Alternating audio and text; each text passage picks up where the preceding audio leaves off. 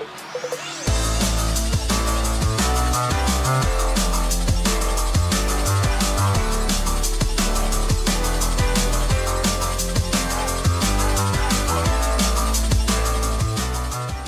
a skier becomes more skillful, one of the more challenging things to do is to blend edging movements with accurate weight shifting movements.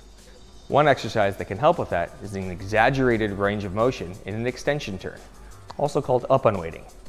Ask the skier to use a large extension to move onto the new outside ski, and a large flexion to increase pressure to the new outside ski. The range of motion that the skier should use should only be such that the ankle does not completely open and the hip does not completely straighten up. We are trying to use the largest range possible within a strong athletic stance. As skiers become more advanced and more skillful, blending accurate edging and weight shifting movements becomes a real challenge.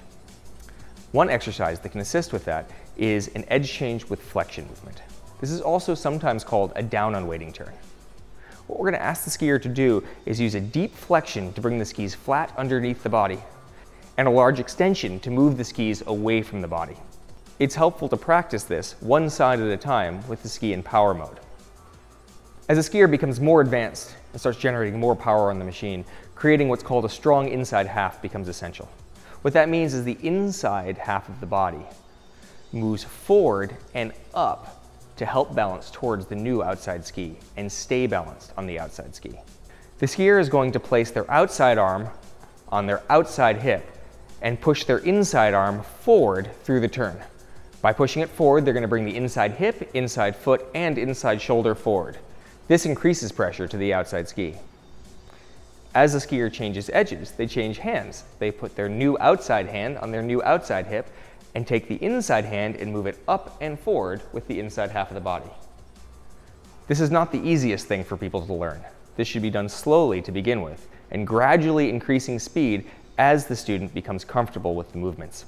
As we gain power and intensity on the simulator, increased range of motion, particularly in angulation, is required. One exercise to do that would be to place the inside hand on the hip and the outside hand down onto the outside knee as pressure is developed to the outside ski. To perform this exercise, place both hands on the hips and have the skier begin turning. As the skier develops some power and speed, have them take the outside hand and slide it down the outside leg towards the knee to increase balance towards the outside ski.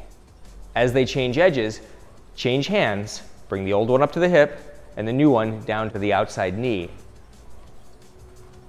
A ski pole or a dowel can be used to help skiers develop angulation movements that help blend tipping movements and weight shifting movements. Have the skier stand in a low, flexed athletic stance. Have them begin to turn by tipping. As they develop some speed and power, have them pull up on the inside half of the body by pulling up on the dowel. As they change edges, switch which hand is pulling up. That will increase pressure to the outside ski.